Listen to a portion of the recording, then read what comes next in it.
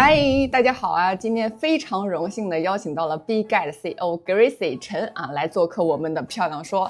那关于 Bitget 呢，大家都知道它是近几年进步非常快的交易所，一度成功晋级我们行业前几名。那 Gracie 呢，又是为数不多前面几名交易所里面女性 CEO。所以说不管是论战略还是论实力，这位 CEO 都有不错的过人之处。那今天呢，我们也是非常幸运的邀请到他来聊一聊他传奇的人生。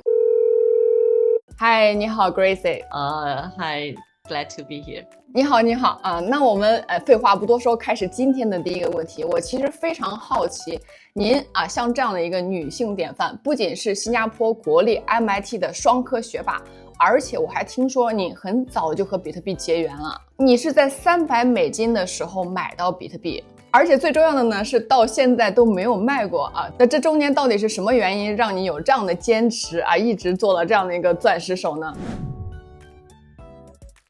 ？In 2014-15, and at that time I was actually the TV journalist at Phoenix, Phoenix TV, reporting on finance and technology. So I got friends who asked me, Gracie, you should check out Bitcoin.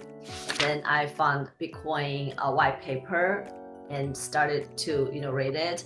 And due to my mathematical background in my undergrad, so that's when I bought Bitcoin. I really regret that I didn't buy enough Bitcoin at that time. I didn't have like apartment to sell and then buy Bitcoin.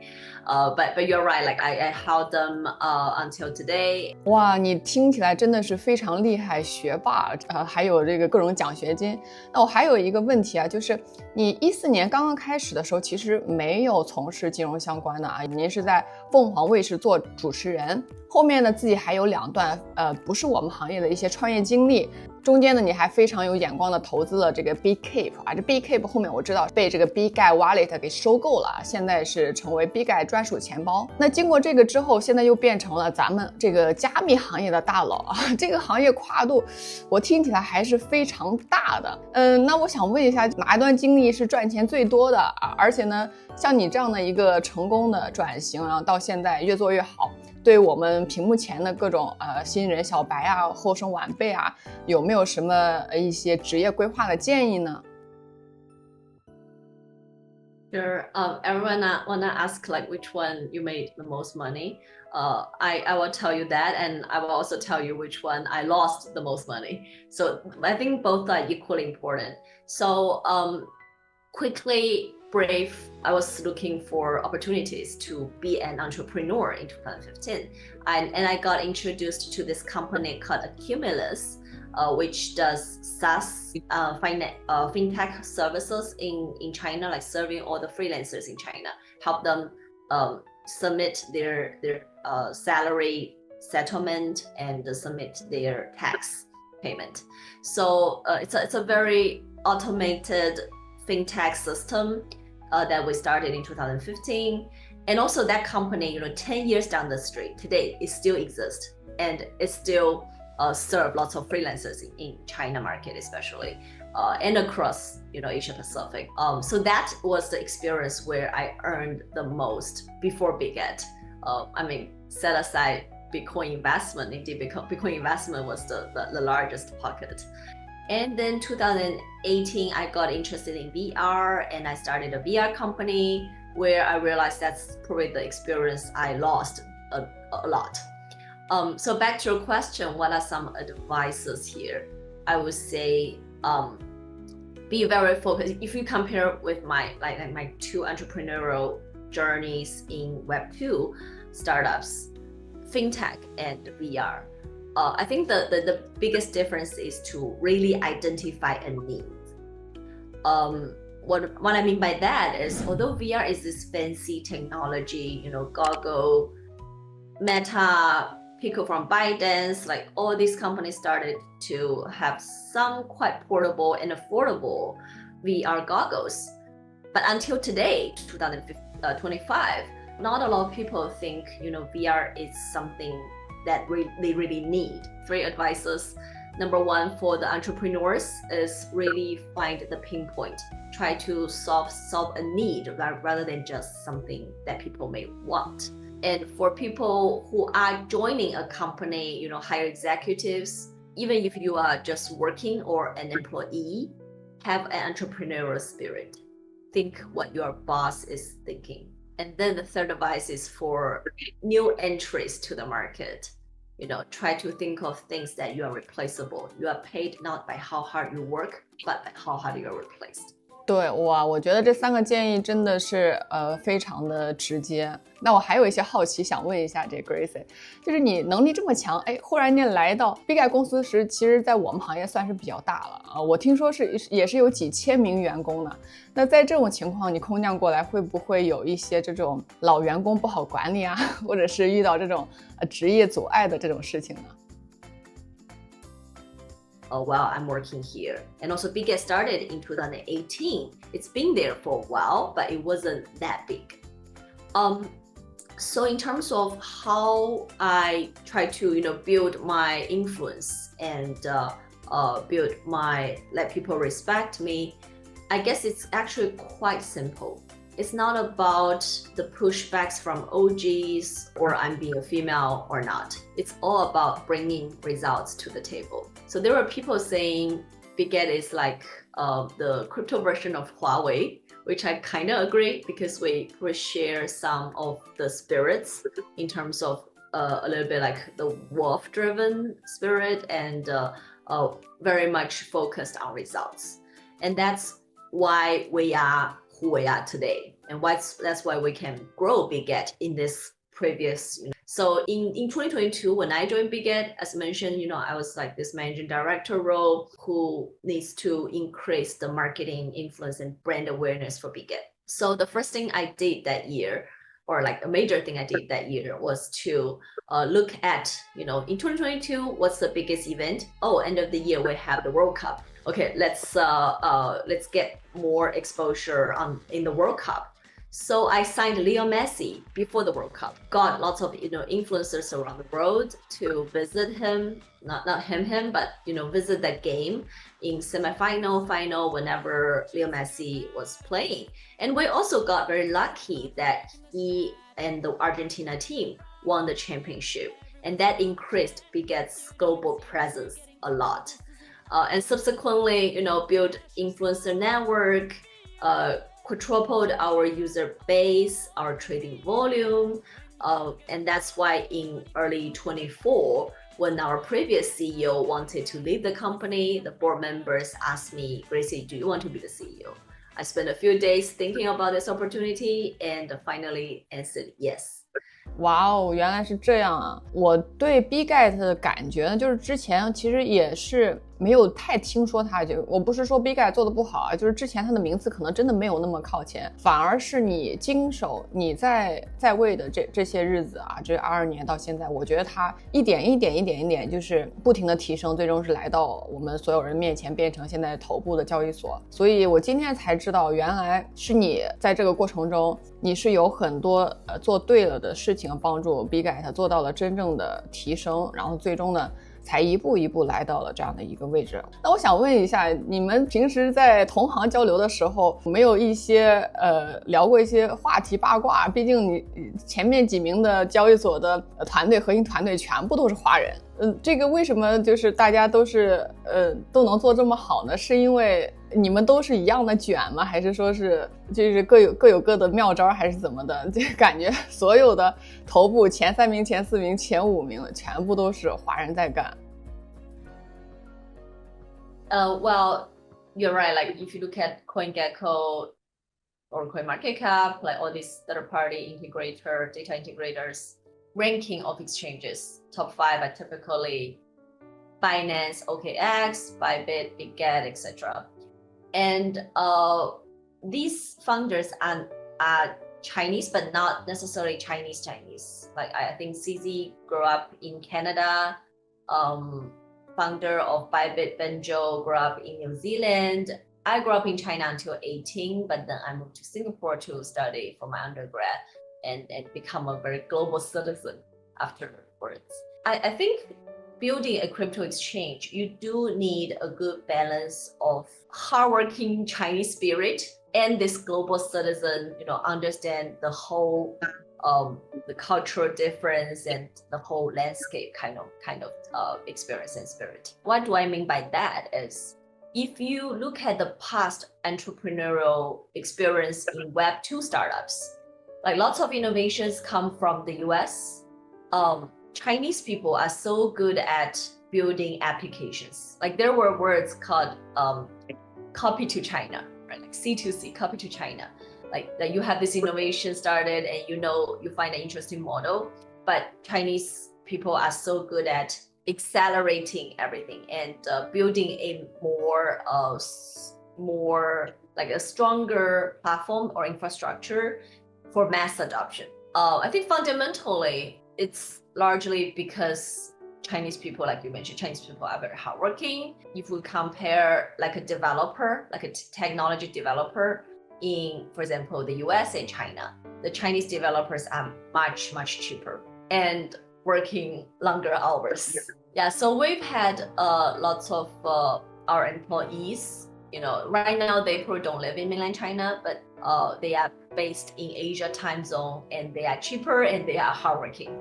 Company like Bitget has this very strong spirit to drive result orientation and to be very user friendly. So I guess that gives us an edge in terms of maybe Chinese people are pretty good at especially building applications and serving users at a lower cost. 对，所以听下来呢，华人这种勤劳的精神呢，可能只是一个基础啊，可能想要做这样的一个 global 的这种业务平台吧，不管是交易所还是说你刚才有提到的其他这种平台类的全球性的业务，除了勤劳之外，还是需要有更多的技能在身上的啊。毕竟呢，这不是一件容易的事，你要包容各种国家的文化，还要找到比较高效的这种开发团队啊，要协调各个国家各个群体的能力，所以说这不是一件容易的事情。那我想问一下，作为中心化交易所竞争这么激烈啊，同行的业务模式表面上看起来是差不多，但是细节是非常多的。我有观察到最近过去的2年 Bitget 在 meme 方面抓的是非常好，什么热点的 meme 都让咱抓住了。那我真的很好奇，咱们是怎么做到的？你是不是有什么内幕消息或者什么渠道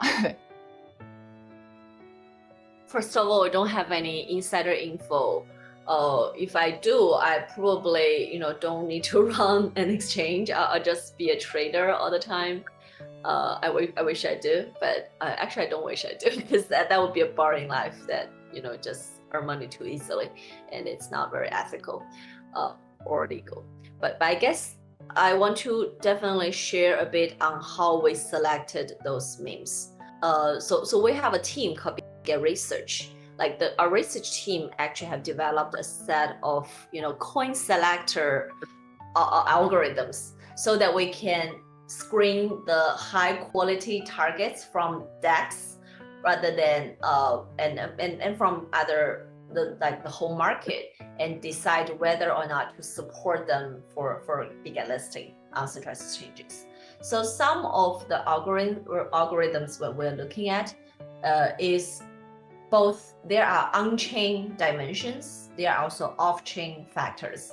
But things like the on-chain dimensions, I would say, how hot the trading pair is. So we try to look at trading volume, look at how many users are trading, etc., to see how active this market is.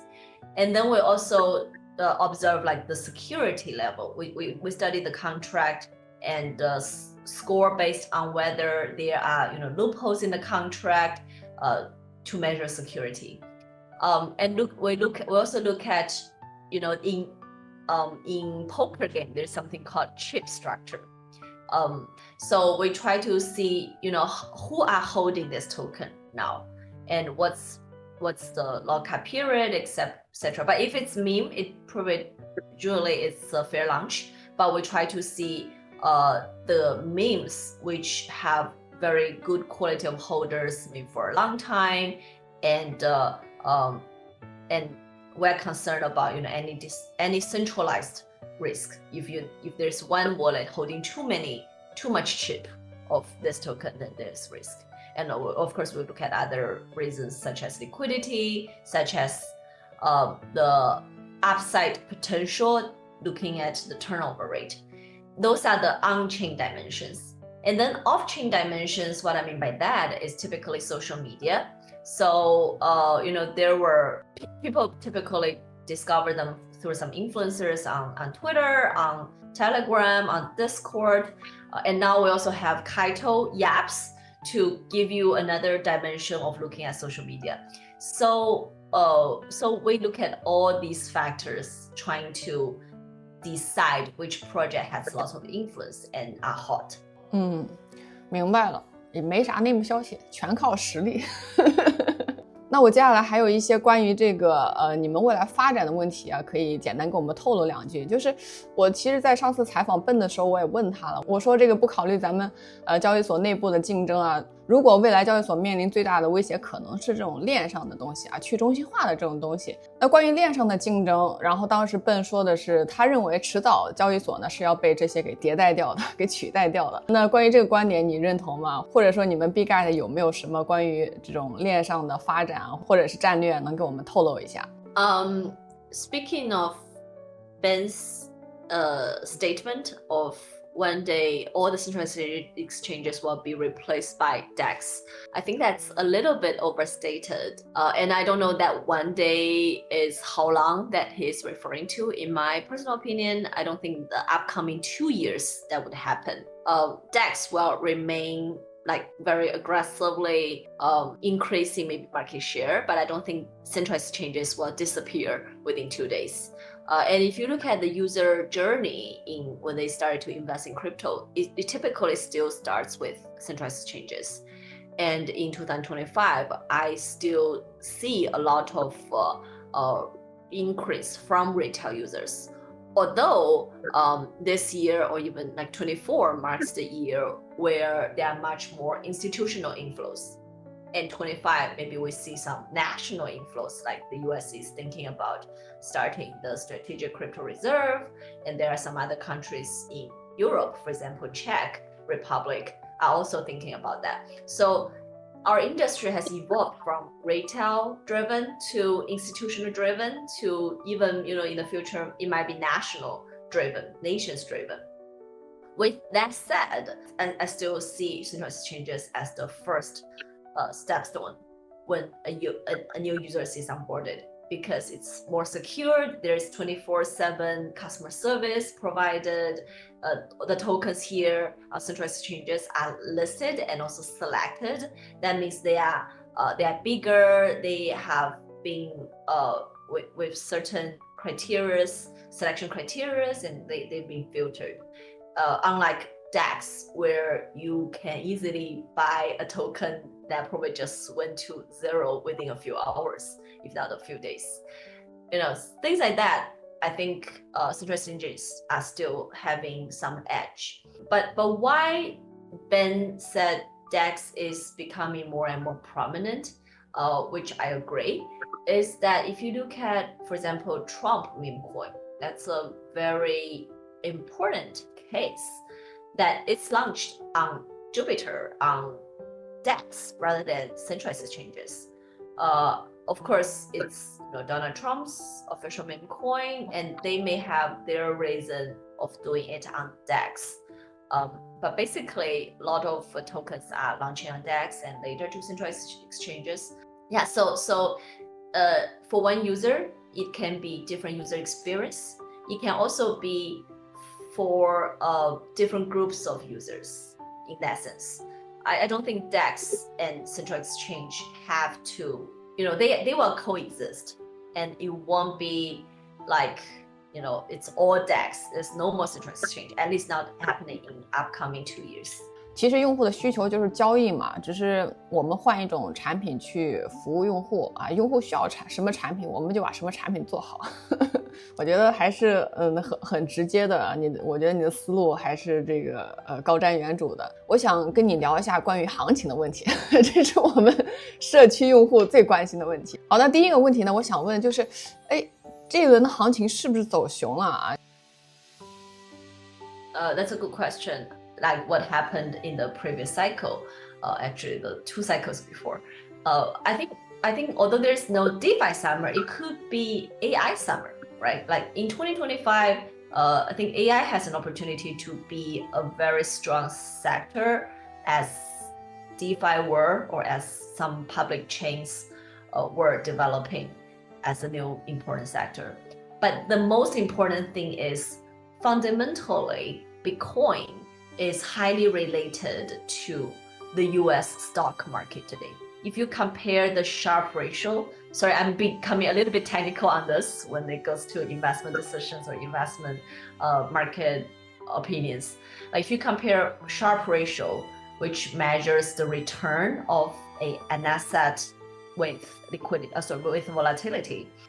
If you compare Sharpe ratio of Bitcoin and the Mega 7, which are top technology-related stocks in the US, including Alphabet from Google, NVIDIA, and Meta, Amazon, companies like Apple, companies like these 7 stocks, we call it Mega 7. It's actually very similar, like highly related, and for the past few days when Bitcoin is dropping, cryptocurrency is dropping, and having this very high volatility, dropping from nearly 100K to 78K, and then climbing up to 90 something, then down to 80 something, this volatility. And if you look at NVIDIA, it also went down, even if their first quarter financial statements look very, very healthy. Like they had 80% of increase of revenue or what? I had this data that I heard, but still the stock goes down. So it's highly related to the US market, in my opinion. And today, Bitcoin is influenced a lot by the US market, like the Trump's policies. I mean, this tariff thing, I personally think is more of threat to China. I don't think 20% tariff will stay there forever. But even so, the major, more macroeconomic issues are still gonna drive the Bitcoin adoption. And I still think it's very optimistic where Bitcoin is right now. I actually have some limit order placed at 70 something to buy more Bitcoin at this stage. 明白，所以在你的观点里，什么关税啊什么的，可能是它的一些政治战术啊。但是核心我们要看到的，这轮的牛跟上轮的牛的区别是，上轮是机构牛，因为当时灰度开始买嘛，机构牛加上 DeFi Summer， 这轮呢可能是政府牛啊，政府采用政府牛加上 AI。但是 AI 现在其实还没有展现它的真正的一些应用实力的，所以说未来我们还是有比较大的机会的。那我本来想问你第二个问题，就是关于未来机会你想布局哪个，但是我想我已经得到了你的一个分析和答案。好，那我们今天的采访呢可能就要接近尾声了，又到了我们最关键的环节，就是老规矩，您来咱们漂亮说直播间来都来了有没有什么礼物能带给我们社区小伙伴呢？ Yeah, I know our team have applied some trading credits for your community. I'm sure we will deliver that, but I don't know the details. However, set that aside, I also get some merchandise to the Giant Cuties fans and community. So I have 6 gifts, which is one Bitget, a luggage that I actually own one. So it's a very cute silver color luggage carry-on that is carry-on size, and you can put your stuff there and you can bring the luggage along with you while traveling around the world. So that's one, that's the first gift. And the second gift is our Bitget board. I'm a snowboard. I don't do snowboard, but I do ski. And I know there are some people in crypto community who loves boarding. So this very beautiful blue board that's worth. So this board we have one, and there are 4 more gifts, 2 each, which is a 家印同款. So our Chinese head Smith Xie, he had this photo that are quite popular, which is like pajamas, like blue pajamas. I don't even have that. By the way, I only have the luggage. all the other gifts I also don't have, and I want to have them. So 2 merchandise of the pajamas sets, a blue color, Bitget blue color, and 2 merchandise of the battery power. So we have 4 different categories of gifts, in total 6 of them that are sent to your community. Hope you guys like them. 哇哦，谢谢。那接下来我们来安排抽奖啊，上海报。好，那今天的采访呢就到这里结束了，感谢 Gracie 给我们这么专业的一些经营分享，还有对行业的分享。那最重要的呢是还带给了我们这么多礼物。那今天的采访到这里就结束了，那我们谢谢 Gracie， 下期见，拜拜。